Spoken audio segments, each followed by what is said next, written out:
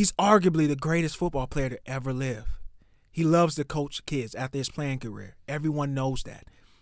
When he wanted to get into coaching, no one would give him an opportunity. Not his alma mater, not any position coaches in the NFL, even though he doesn't want to coach in the NFL. Nobody would give him an opportunity on the college or pro level.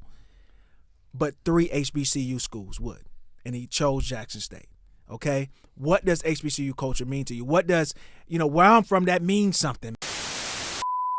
What has Deion Sanders done at Colorado that he could not have done at Jackson State? Okay? We are closing out year 2 at Colorado. He spent 2 years at Jackson State. Now, we went a little viral on my clip when I was, banging and everything, talking about HBCU football and Deion and all these guys and leaving and stuff like that. And some of the main comments that I got from all of these people across the world, and appreciate you guys, but some of the main comments that I had was, HBCUs, they lack the resources, and that is a big reason why he's leaving Jackson State to go to Colorado, because he can get bigger and better recruits. If he's doing this at Jackson State, imagine what he could do at a big college, at a big school at Colorado. He's going to get all of these top guys in, not just a couple. Okay, that's one. Okay, number 2, another thing I heard was, he can't win the national championship at an HBCU, which is technically true. The big national championship. Might I add, though, he didn't win the national championship at the HBCU level either. But never mind that, because we're pro Deion here. Okay, he can't win the national championship at Jackson State. That's another reason why he's leaving Colorado. And then, of course, another main thing is the get the bag crew, which hey, I respect it. And honestly, I love Pink, but if whatever, Fox Radio offered me, $3 million to go do a podcast over there, I'm gonna throw up the deuces. I understand. So I do understand all of that stuff. But let me just go through those main 3 things there, because at the time they made a lot of sense. I didn't have a lot of pushback on it, but we've had 2 years. We now can see what has happened. Number 1, a bigger college, more resources to get bigger and better and more recruits, okay? Now, he spent 2 years here. He's going into year 3, okay? We have the early signing day, the first signing day. We understand that now. Colorado has, it changes from site to site, but roughly the 37th best signing day class. Not too shabby, but it's Deion and going in year 3. What are we doing here? Yeah. All right, and at Jackson State, he was able to get the number 1 overall player in the world to come there.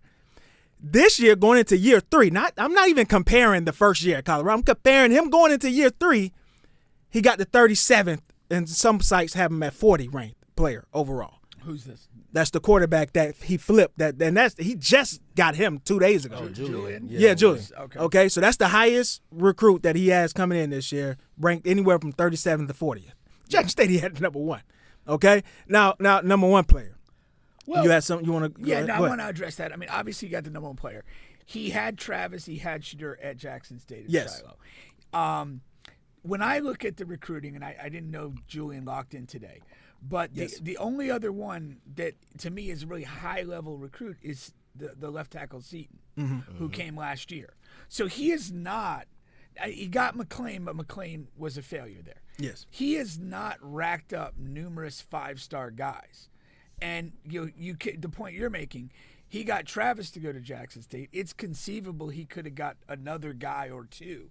But by going into Division I, a higher level, it did not open the doors for him to get a ton of, multiple 3, 4, 5-star, multiple 5-star guys and even high 4-star guys to Colorado. That has not materialized. He's got a couple jewels each year, like one major guy each year. That's not a recruiting, floodgates. I mean, the water company's got him on limited rations. So 1,000%. I got that. Now, the other thing you talk about is program trajectory. Now, he had already built Jackson State, and they were in the title game for their level of football, which they choked. Yeah. And let's go again. A couple weeks ago, choke against Kansas. Yes. He's not a big game coach. Yeah. for all of his talents and all that, he has not proven to be a guy that wins big games. There you go. It just hasn't proven it yet. And what I mean by a big game is a game when there is a lot at stake. Not just that you're playing a good opponent, but there's a lot at stake. When they played Kansas the other day, they had controlled their own destiny to get to the conference title game. And that would have been with a victory playing into the 12-team playoff. And they lost to a Kansas team that's not great. Then, of course, they come out the next week and beat somebody 52-0.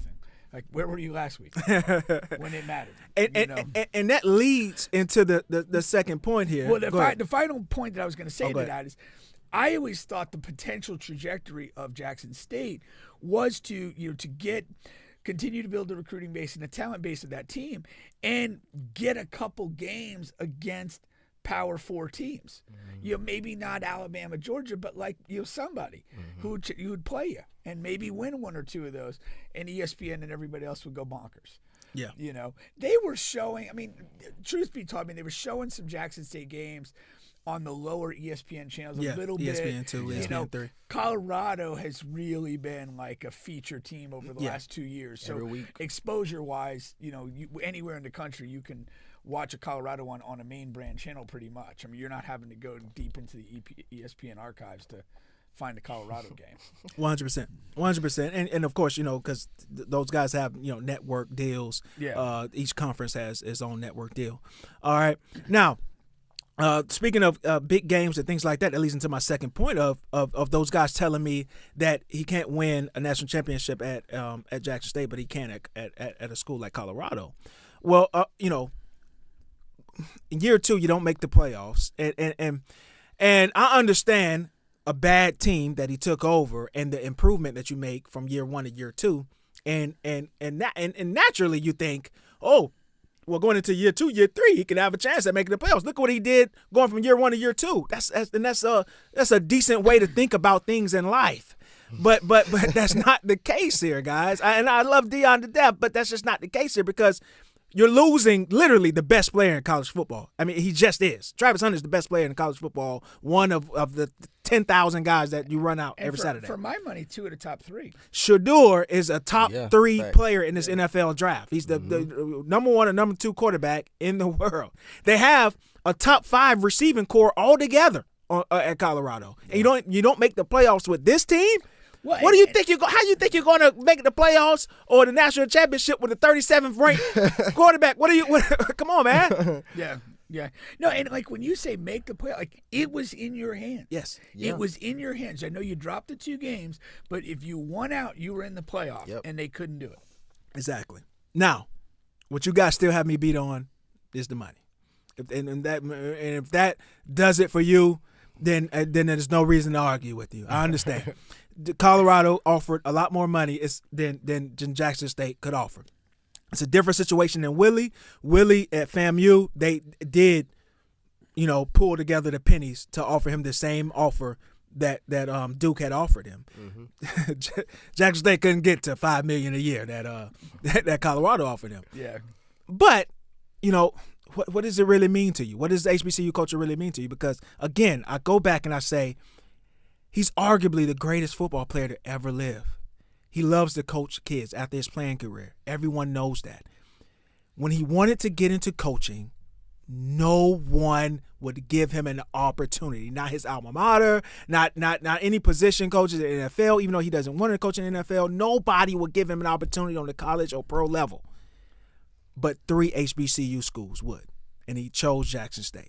Okay, what does HBCU culture mean to you? What does, where I'm from, that means something, man. When nobody is fooling with you and this one thing does. Think about, I thought about this morning, right? Okay, Kel, if you want a girlfriend really bad, okay, all right, you really want a girlfriend, that's your thing. That's you a relationship guy. Some people will get the bad guy, you'll get the girlfriend. Yeah, you'll get the girlfriend guy. You're going to eventually be a get the headache guy.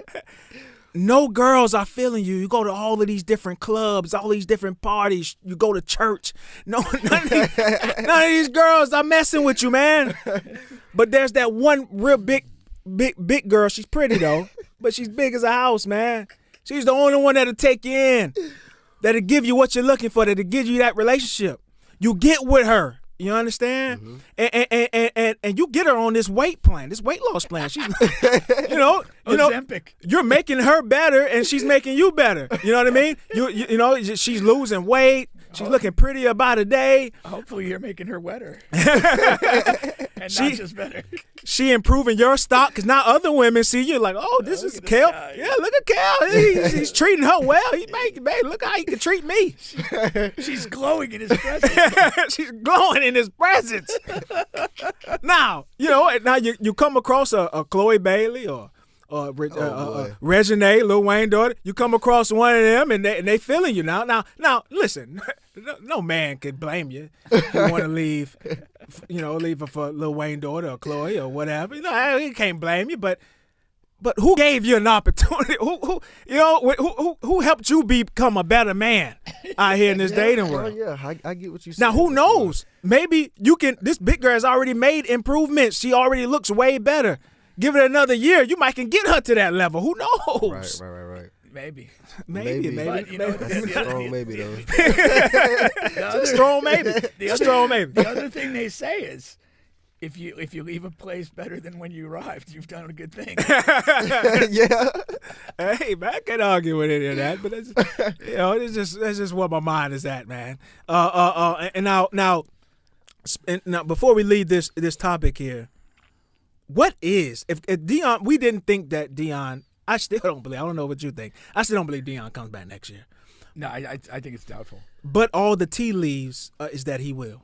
What is the expectation for Deion next year? If he stays, it's to build a consistently contending team. There's no other reason to stay.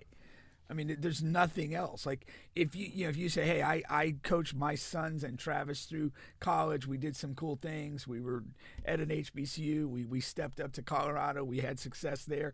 And you walk away from it having done what you wanted to do. The only reason to stay would be to build something of substance. Would it be playoffs or bust next year? Yeah. Absolutely. Yeah. Mm-hmm. What you're not growing if you're not moving forward. Right. So that's the thing. And if he didn't do it this year, I don't know how he's going to do it next. Well, but that's the thing. I mean, and again, that's part of the reason why, like, another reason it's unattractive to stay. Yeah. Right. Because it's like, okay, I've pushed, this to this level, and I know I'm not going to be at the same level next year. So now I got to take a step back, try and rebuild to get to where I already was. Like, I don't know. It just seems like on so many levels, like the connection he has to his son. His son's gonna be in the NFL next year, whether he wants to be a part of that or not. And him, being at Colorado, and what's that gonna look like? Is it the coach Colorado game on Saturday, and Sunday he's wherever Shedeur is playing at the game, and then you're back to, I mean, like, yeah, you can do it, but like again, if you're doing that. And your Colorado team's not rolling, Yep. They're going to be all over you. Yeah. Like, you're not focused on this, but you should have been breaking down film or, doing whatever with the guys. I mean, whatever you do, whatever particularity you have in your craft, if you're successful, it's going to be attributed, that's why. But if you're not successful, that's what they're going to murder you for. Yeah. It's a tough life. Yeah. It's a tough life. I think he kind of put his foot in his mouth too, man, or his toes, or whatever. A couple toes. Nah, cause he said like, I ain't going nowhere. This is where I want to be. But it's like, bro, I think if he stays, I think it's because he has to, honestly. And I think only reason that I would say he has to is because he's already said so much, But he kind of gave that vibe at Jackson that he was in it for the long haul. He wanted to elevate. He definitely HBCU football, and I mean, he seemed to do some things in that direction. 100%. And to his credit, but I mean, I just think that's that's kind of who he is. He's gonna be who he is in that moment, and I just don't expect the moment to last. I think there's gonna be a sobering thing at the end when he's kind of like, all right, my boys are gonna be in the league, and I'm going to be here with the 37th best quarterback in the world. Do you buy the bigger college, the Florida State or Alabama? If you want to do something, if you do want to win titles and contend, you're probably better served at one of those other schools. But Deion is an outlier because he's going to generate interest and potentially money in any situation that he is because he's who he is. Yep. And so I don't think he necessarily has to do that, but it would be like a jump up. But for the very reason you said earlier at the beginning of that, he wanted to coach. He, at the college level, he was talking to Willie Taggart and trying to maybe get in there. And it didn't work out. And I also think that Kendall Briles said something negative about Shedeur when he was on campus. And he's really, I mean, it's strong to say anti-Florida State since, but that relationship's broken.